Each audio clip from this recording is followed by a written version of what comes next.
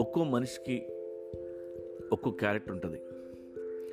వాడికి కొన్ని అభిరుచులు, బిహేవియర్, డ్రెస్సింగ్ స్టైలు, మాట్లాడే విధానం, రియాక్ట్ అయ్యే విధానం, ఇలా అన్నీ కలిసి అతని క్యారెక్టర్ అవుతుంది.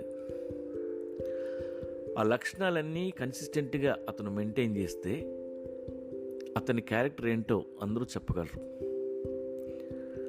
అలా కన్సిస్టెంట్గా ఉన్నవాడంటేనే సొసైటీకి ఇష్టం. ఎందుకంటే వాడిని ప్రిడిక్ట్ చేయడం చాలా ఈజీ.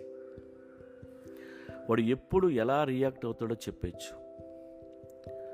అన్ప్రిడిక్టబుల్గా ఉంటే వాడి క్యారెక్టర్ లేదురా అంటారు.